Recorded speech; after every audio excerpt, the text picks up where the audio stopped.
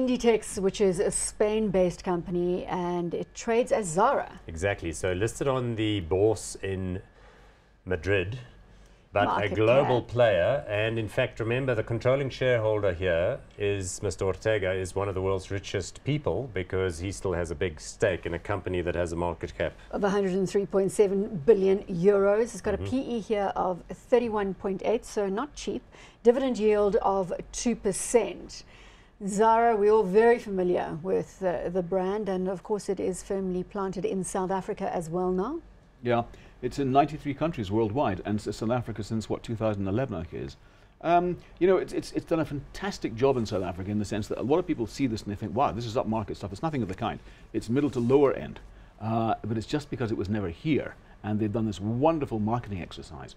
You know, the other thing with Zara, Inditex, is that they've got a very, very short, how can I put it, line between getting the idea, lead time, and actually getting it onto the shelves. 15 days. It's quite phenomenal. I can't think of any clothing retailer in the world that comes even remotely close to that. So they can change things almost at the drop of a hat. It's phenomenal.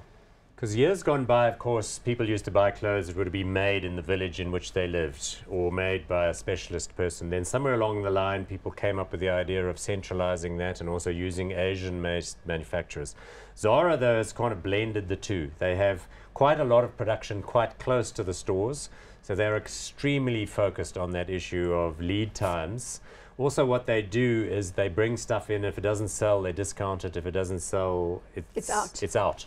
So they have constantly new, so they kind of invented this fast fashion retailing, and they're one of the best at it, which is why the group's been so successful. Yeah. And there is the success being mirrored in the share price performance, but we are seeing a little bit of a downward trend there as we turn to the end of Look, and I think that's partly because there's a bit of a consumer-related anxiety in certain regions of the world. The UK is one. We know retail sales there have been a little bit soft.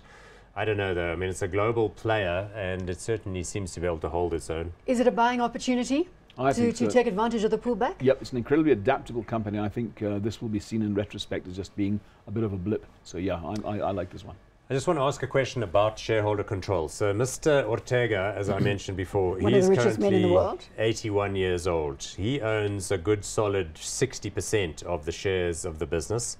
And then I think his ex-wife, with whom he is still on good terms, owns another sort of 15 or 20. So it's not all that liquid. And sometimes one does get, with aging, you know, patriarchs, the concern that you may have, you know, some strange things going on. Sometimes they look to kind of replicate themselves with a CEO, and then it gets sticky. We've seen it with a couple of other European companies. So is that a concern for you, would you say, Chris? It is, but I think ultimately the operational side of this thing will come through.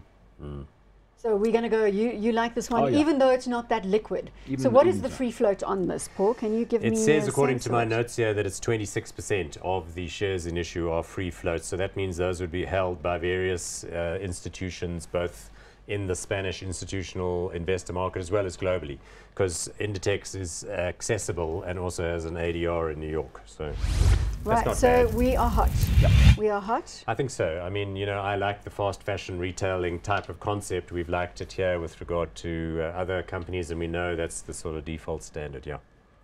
There we go. We're hot.